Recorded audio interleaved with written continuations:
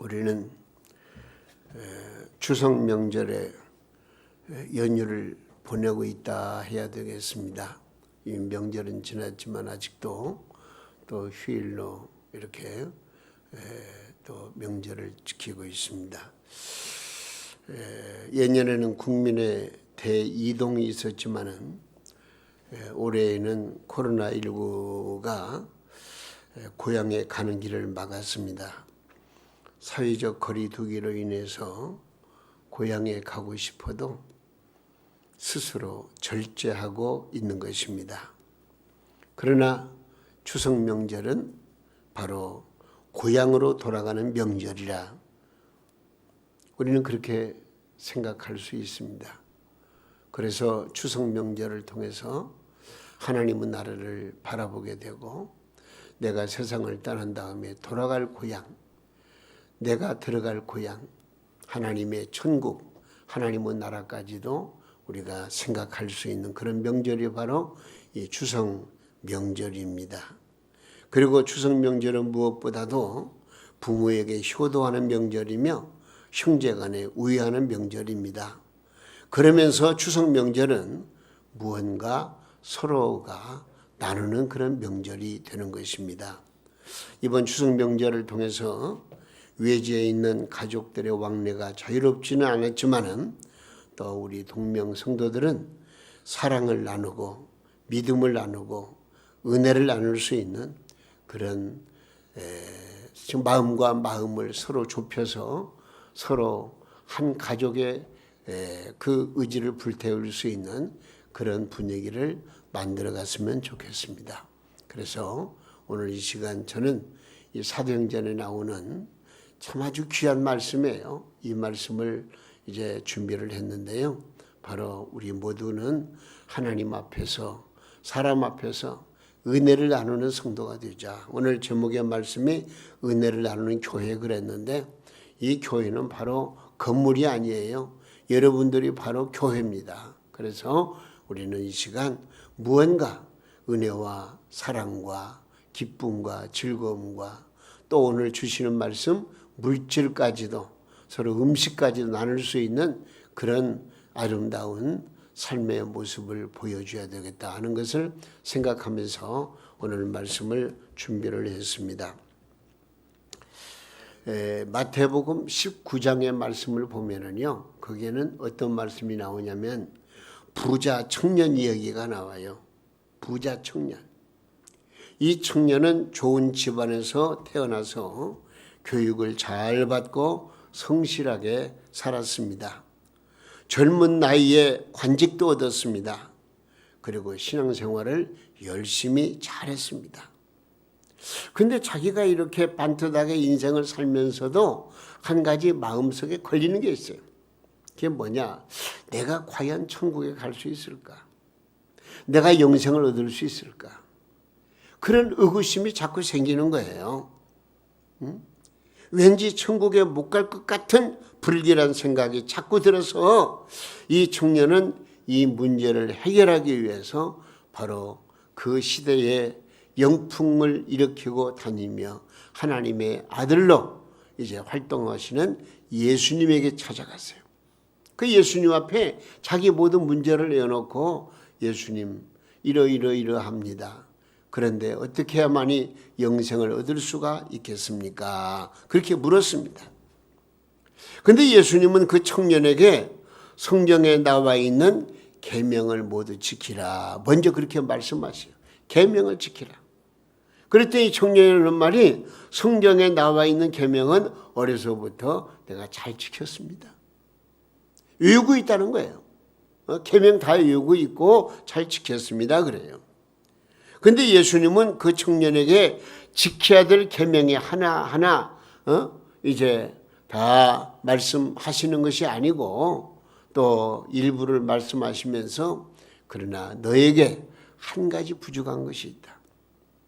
그러면서 이 청년에게 뭐라고 말씀하시느냐면요, 너희 소유를 다 팔아서 가난한 사람에게 나눠주라 그렇게 말해요. 재산을 다 팔아가지고 가난한 사람들에게 나눠주고 나를 쫓으라. 그러면 네 문제, 네가 지금 원하는 문제가 해결될 것이라고 예수님께서 이 청년에게 말씀해 주신 거예요. 이 말을 들은 청년은 어떻게 했어요? 아, 그렇습니까? 그렇게 해야죠. 그게 아니고 근심하고 돌아갔더라. 그렇게 성경에 말씀하고 있는 것입니다. 다시 말하면 영생을 얻는 것도 중요하지만 영생을 얻기 위해서 자기 재산을 포기할 수는 없다. 그런 얘기죠. 우리는 어떻습니까? 우리에게도 예수님이 똑같은 말씀을 우리에게 하셨다면 여러분 실천할 수 있겠습니까? 지금 돌아가서 재산을 다 팔아가지고 교회에 모두 바쳐라. 가난한 이웃에게 나눠주라고 하면은 아마 여러분 다음 주일에 나오실 분 계시겠어요? 오늘 주시는 말씀의 의미가 과연 나에게는 어떻게 들려질까요? 과연 나는 그동안 인생을 살면서 어떤 모습으로 살아왔을까요? 무언가 남에게 주고자 하는 마음, 격려하는 마음, 사랑하는 마음, 헌신하고 희생하는 마음을 가지고 우리가 인생을 살아왔던가요? 오늘 이 시간 예수님의 말씀이지만은요, 참 어려운 말씀이 아닐 수가 없습니다. 그런데 극소수의 기독교인들은 이 말씀을 실천했어요. 예를 들면 대표적인 사람이 아시스의 성 프란시스라는 사람입니다. 그는 이 말씀을 실천하기 위해서 자기의 재산을 다 팔아가지고 가난한 사람들에게 나눠주고 수도원으로 들어갔어요. 일평생을 이웃을 위해 살았습니다.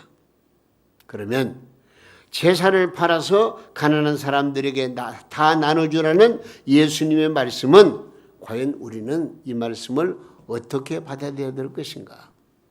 오늘 그런 내용도 좀 살펴보면서 과연 우리 주변에서 일어나는 모든 일들을 내가 어떻게 적응을 하고 또 공동체를 이루어서 하나님께서 원하시고 주님이 원하시는 뜻을 이루어 드릴 수 있을까 하는 것을 오늘 말씀을 통해서 좀 생각해 보고, 그래서 진정으로 하나님이 원하시고 바라시는 축복의 사명자로 거듭나는 그런 역사가 함께 하시기를 주님의 이름으로 축원합니다.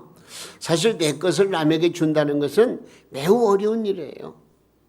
피를 나눈 형제 사이도요, 서로 결혼하고 가정을 꾸리고 살면은요, 형제끼리 나누기가 쉽지 않습니다. 형제끼리 나누는 문제 때문에 싸우는 집안이 얼마나 많은지 모릅니다. 세력가 후손들이 부모가 돌아가시고 나면은요, 형제들이 법정에서 원수로 만나가지고 살벌하게 싸우는 것을 우리는 볼 수가 있습니다. 여러분, 돈이 많으면은 주는 것이 슈리라고 생각하지만은요, 부자가 베푸는데 더 인색하다는 거예요. 실제 모금을 해보면은요, 부자들보다는 가난한 사람들이 더 많이 협조를 하는. 부자는 더 큰 부자가 되기 위해서 자기 것을 아끼고 또 아끼는 거예요. 그런데 오늘 본문 말씀 보세요. 이 초대교회 환경을 보면은요, 주지 못해서 안다라는 사람들을 만나볼 수가 있어요. 주지 못해서 안다래요. 예? 한두 사람이 아니에요. 전 교인이 다 재산을 내어놓고 유무상통하면서 네 거 내 거 없이 서로 도우고 서로 사랑하고 서로 나누는 그런 과정을 여기서 말씀하고 있는데, 오늘 44절과 45절 말씀에 뭐라고 그랬어요? 믿는 사람이 다 함께 있어 모든 물건을 서로 통용하고 또 재산과 소유를 팔아서 각 사람의 필요에 따라 나눠주고, 그런 말씀이 나와요. 예? 함께 모인 사람들이 네 것 내 것 없이 함께 물건을 사용했다는 거예요. 그리고 재산을 팔아서 가난한 사람들에게 나누어 주었다는 거예요. 이들은 친형제 간도 아닙니다. 만난 지 오래된 사람들도 아닙니다. 기껏해야 서로 만난 지 한두 달 된 사람들이에요. 그런데 재산을 팔아서 이웃에게 나누어 주었다고 말씀하고 있습니다. 여러분, 얼마나 아름다운 풍경입니까? 아니, 그러면 어떻게 해서 이런 역사가 일어났습니까? 사실 이런 얘기를 우리가 말씀을 통해 듣게 되면은요, 나는 이렇게 할 수가 없는 형편이 될지 몰라도요, 어쨌든 마음이 풍성해지고요, 야, 그래, 진짜, 초대교회가 그런 교회였구나 하는 것을 우리가 깨닫게 되는 거예요. 네 거 내 거 없이 서로 나누는 그런 풍경. 물론 거기에는 왜 이런 역사가 일어나게 됐느냐 하는 것을 먼저 생각해 봐야 돼요.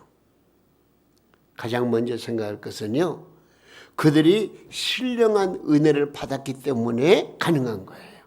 그냥 뭐 네 거 내 거 없이 서로 나누는 통용하는 것이 아니고 신령한 은혜를 받고 보니까 이런 모든 역사가 일어나게 된 거예요. 여러분, 여기 초대교회 성도들은요, 먼저 신령한 은혜를 나눴습니다. 42절 말씀에 뭐라고 그랬죠? 그들이 사도의 가르침을 받아 서로 교제하고 떡을 떼며 오로지 기도하기를 힘쓰다.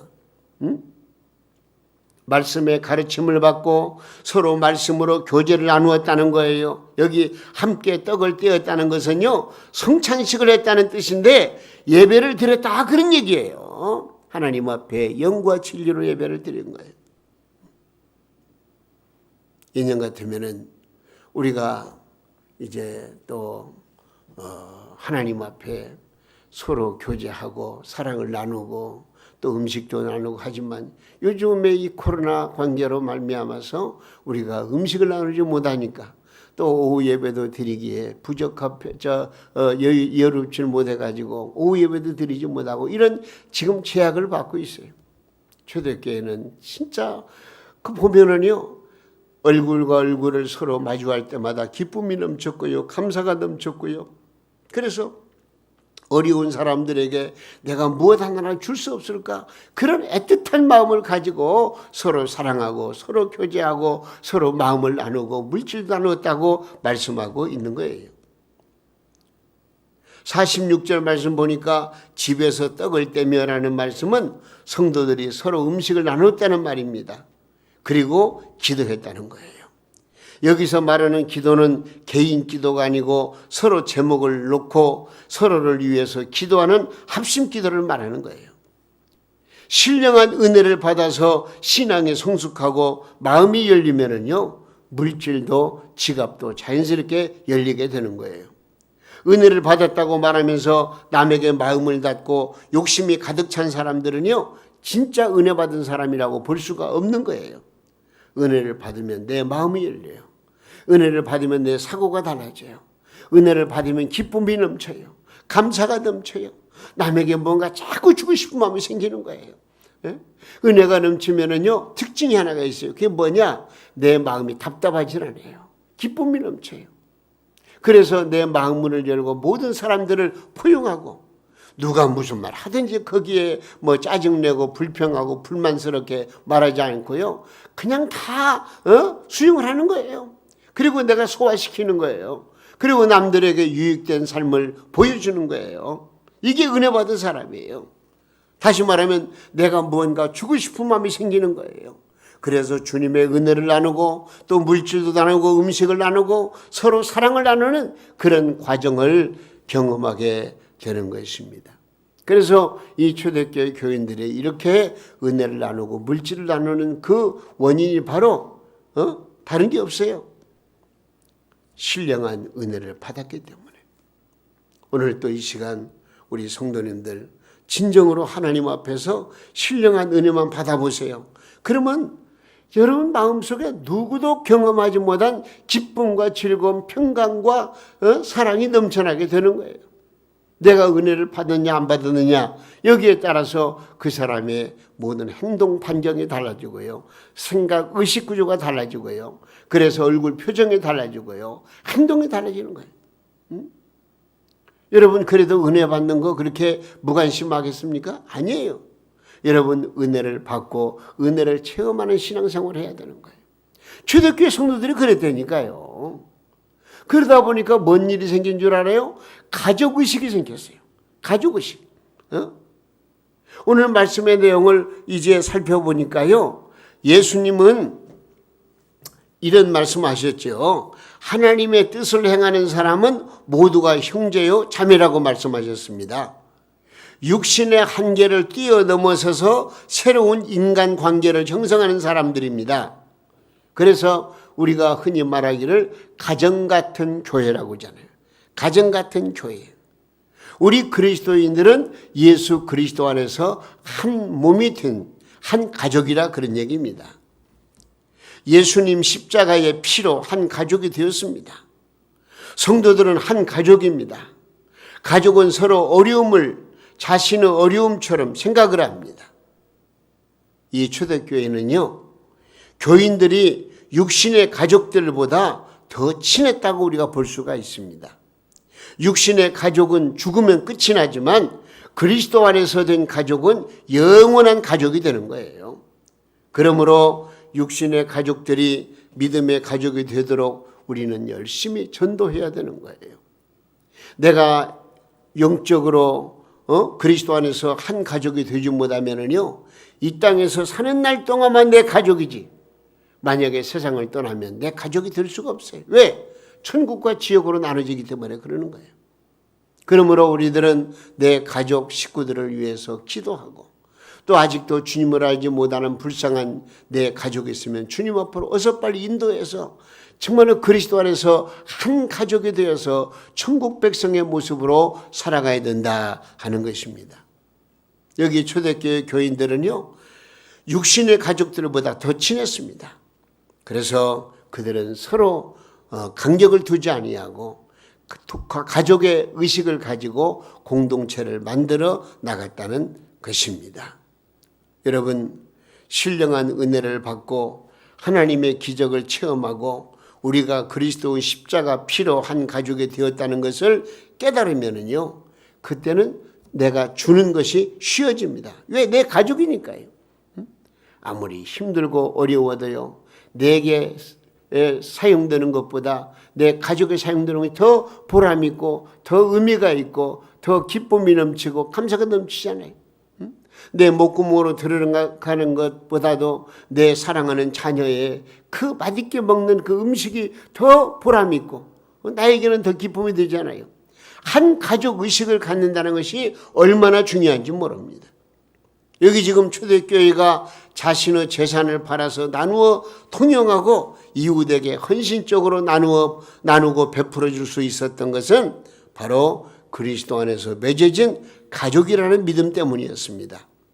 십자가의 피로 맺어진 믿음의 가족, 이것을 깨달았기 때문에 초대교회 성도들은 서로 나누는 일에 인색하지 아니하고 서로 마음을 터놓고 교제했다는 것을 말씀해 주고 있는 것입니다. 그러므로 우리는 이제 동명교회 한 가족으로서 말씀과 물질을 나누는 그런 은혜를 받아야 됩니다. 자, 서두에 말씀드린 대로 이 부자 청년에게 예수님 말씀하신 대로 나의 재산을 다 팔아서 서울역에 노숙하는 사람들을 옷 사주고 밥 사, 이렇게 말씀하시는 것입니까? 오늘 말씀을 잘 이해를 해야 돼요. 오늘 이 사도행전에 나온 말씀처럼 재산을 다 팔아서 교회 공동재산으로 만들어가지고 골고루 사용해야 합니까? 내가 월급을 받으면 다 교회에 가지고 와서 다시 똑같이 나눠야 된다는 말입니까? 그 말이 아니에요. 우리는 이제 여기 이 초대교회 성도들이 은혜를 나누면서 가지고 어떤 의식을 가지고 공동체로 모였다는 여기에서 그들이 자기가 가지고 있는 것이 그렇게 아깝지 않고 남에게 주는 것이 그렇게 즐거웠다는 이런 그 모습을 바라보면서 우리는 과연 내 모든 재산을 팔아가지고 내 모든 월급을 받는 대로 다 교회에 가지고 와서 공동체 속에서 나눠야 되느냐, 이걸 우리가 오해하면 안 돼요. 그게 아니에요. 그게 아니고, 자, 그러면 이 부자 청년은 영생을 얻고자 하는 목적이 잘못되었다는 것을 예수님께서는 지적하고 있는 것인데, 예수님이 그렇게 말씀하신 거예요. 자, 이 청년에게 네 모든 재산을 다 팔아가지고 가난한 사람들에게 나누어주고 그 다음에 나를 쫓으라. 이것은요, 이 청년이 예수님과 대화 속에서 나도 제자들처럼 예수님의 제자가 되고 싶습니다. 그런 마음을 가지고 있으면서 이제 영생을 얻기를 원하는 그런 마음. 네가 진정으로 내 제자가 되어서 나와 함께 거닐고 나와 함께 사명을 붙들고 나가려면은 네게 가지고 있는 재산, 재물 이것을 버려야 된다. 응? 너 한 가지 부족한 것이 바로 그것이다. 물질과 영생을 함께 묶어놓고 지금 예수님 말씀하신 그런 것 같아요. 너는 물질을 버리지 못하고 그 물질 가지고 살면서 천국도 소유하려고 한다. 그러면 천국은 이 땅에서 물론 천국으로 살아갈 수도 있지만은 내가 너희에게 말하는 것은 너희는 마음에 근심하지 말라. 하나님을 믿으니 또 나를 믿으라. 너희 아버지 집에 거할 곳이 많다고 하는 이 천국에 분명한 장수성 있는 천국이 있는데 그 천국에 들어가는 데에는 물질로 가는 것이 아니다. 믿음으로 가는 것이다. 그러므로 천국과 이 물질을 똑같이 묶어서 그래서 이 물질도 버리지 않고 천국도 버리지 않고 똑같이 소유하려고 하는 그런 사고방식은 있어서는 안 된다. 지금 이 부자 청년은요 다른 게 없어요. 내 물질도 놓기도 싫고 또 천국도 가고 싶고 영생을 얻고 싶고 그런 것이거든요. 그러니까 이 부자 청년의 그 의식구조에는요 영원한 하나님 나라 영생을 요구하는 것이 아니라 이 땅에 유토피아를 만들어가지고 물질도 소유하면서 영생의 삶을 살았으면 좋겠다. 이런 그 생각을 가지고서 예수님께 나와서 말씀하셨기 때문에 예수님께서는 네 물질을 포기하기 전에는 영생을 얻을 수가 없다. 그렇게 좀 말씀하신 거예요. 그러니까 이 말은 무슨 말이냐. 자, 우리가 예를 들면 우리 교회도 장로님들이 계시고 권사님들이 계시고 또 안수 입사님 여러분들이 다 계십니다. 그럼 우리에게 말씀하시는 것은 바로 우리를 향해서 너희 제사를 다 팔아가지고 그거 하나님께 바치고 그 다음에 그렇게 공동체 속에서 살아가라 이런 내용이 아니고 특별한 사명을 받은 예를 들면 목사 오세요. 목사는요 내 것이 없어요. 아무것도 없잖아요. 다 모든 게 주님 것이에요. 그렇기 때문에 주님 것이 되었기 때문에 주님께 막 바치고 끝나는 거예요. 그래서 또 목회자는요 또 특별한 직업을 웬만하면 갖지 말아야 돼요. 내가 좀 배고파도 힘들어도 그 먹고 사는 문제 때문에 세상 일에 헤매다 보면은요 진정한 목회다운 목회를 할 수가 없는 거예요. 그래서 여기 예수님께서 말씀하시는 것은 네가 진정으로 내 제자가 되고 싶다. 특별한 목회자, 지금으로는 목회 제자가 되고 싶으면 네 모든 것을 포기할 줄 알아야 된다. 그런 내용에서 말씀하고 있는 거예요. 근데 이 젊은 사람은 그러잖아요. 나는 내 물질도 포기할 수 없습니다. 나는 영생을 얻기는 원하지만은 내 물질을 포기하면서까지 내가 주님의 제자가 되지는 않겠습니다 하고 그렇게 돌아간 거예요.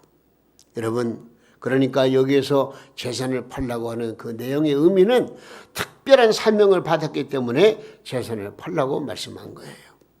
예수님은 평범한 사람들에게 재산을 팔고 나를 쫓으라고 하지 않으셨다라고 하는 것을 우리는 이해를 해야 됩니다.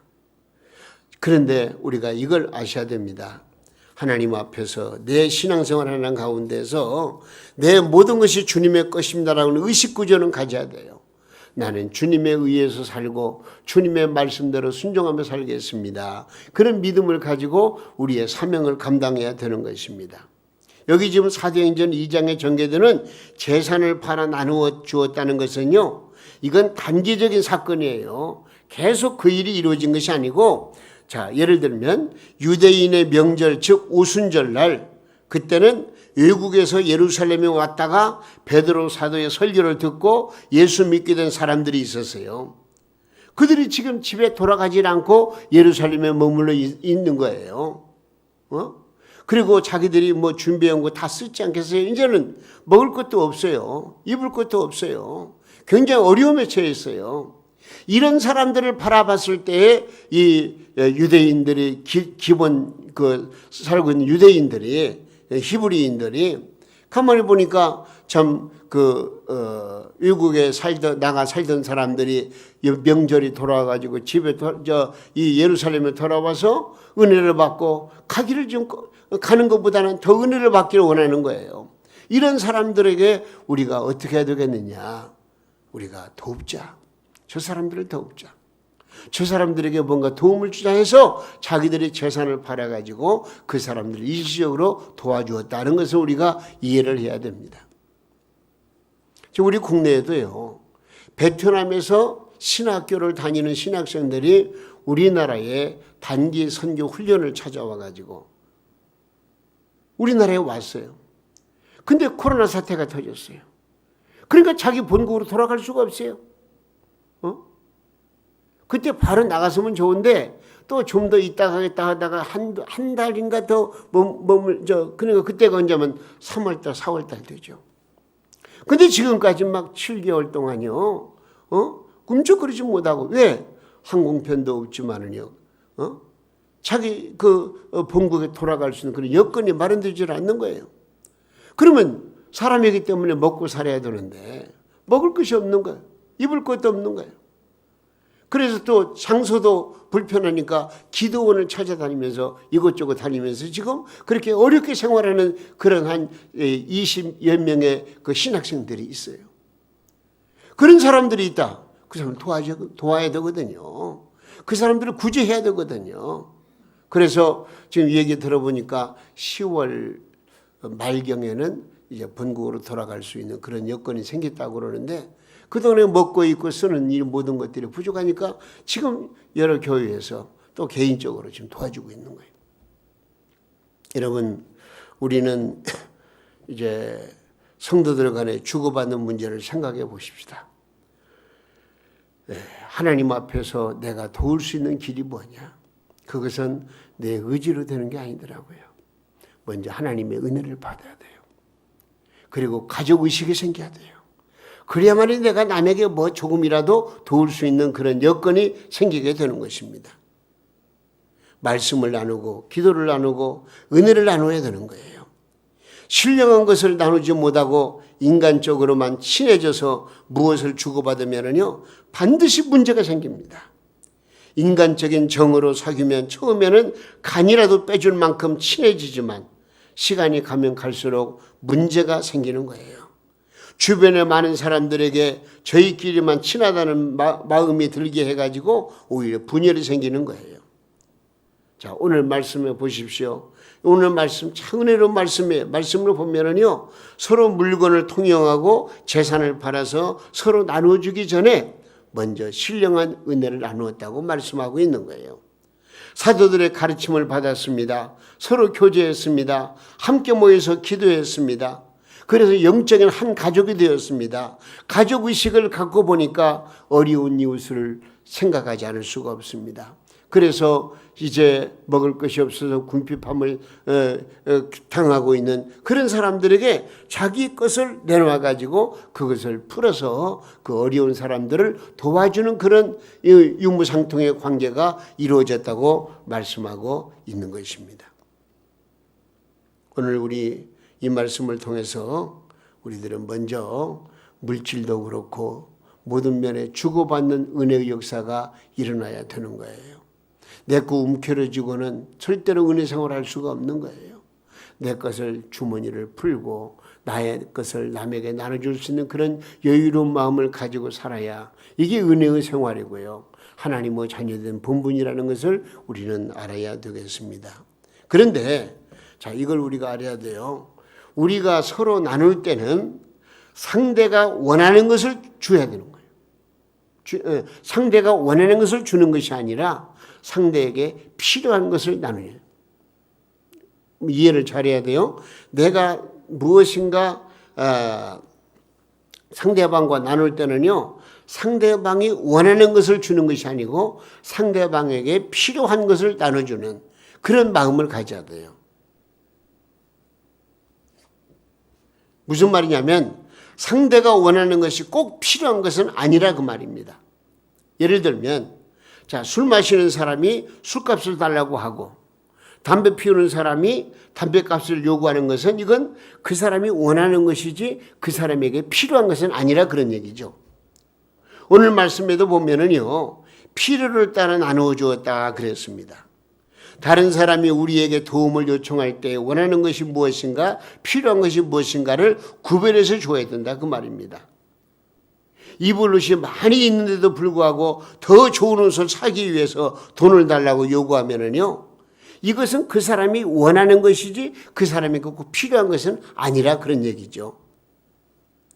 정말 입을 옷이 없는 사람은 필요한 것을 구하는 사람입니다.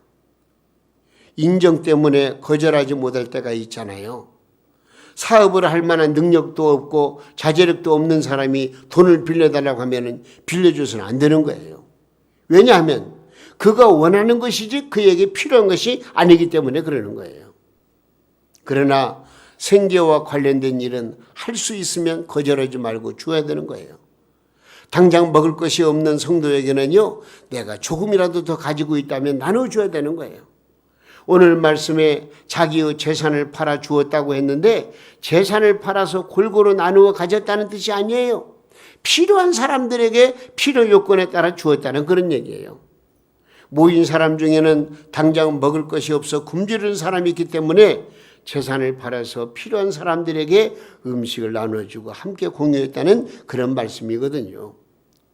같은 성도 중에 먹을 것이 없는 성도가 있을 때는요, 때로는 내가 결혼 반지를 팔아서라도 굶지 않도록 하는 것이 성도의 의무입니다.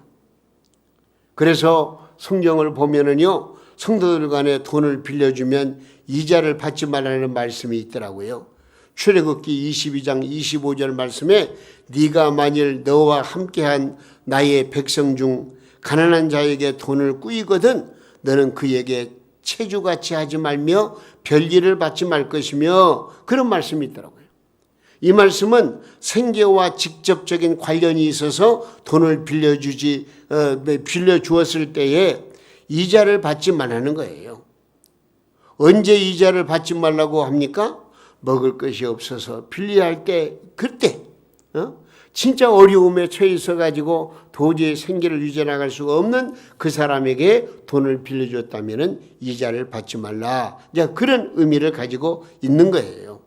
그러나 비록 가난한 성도이지만은 사업을 하기 위해서 더 나은 삶의 질을 얻기 위해서 돈을 빌릴 때는요, 그런 사람에게는 이자를 받아도 괜찮아요. 받는 게 정상이에요. 왜? 자기가 먹고는 살 수 있는데 더 좋은 사업체, 더 좋은 부를 누리기 위해서 뭔 일을 하기 위해서 돈을 빌렸다면 이자를 받아야 될 거 아니겠습니까? 자, 그러면 오늘 주시는 말씀의 요지는 뭐냐? 다른 게 없어요. 하나님의 은혜를 받은 사람은 어렵고 힘든 사람들에게 나누어주는 그런 삶을 살아야 한다는 그런 원리를 말씀해 주셨고요. 그리고 또 어려운 사람들에게 나눠줄 때는 그 사람이 원하는 것을 주는 것이 아니고 그 사람의 필요에 따라서 나누어줘야 된다.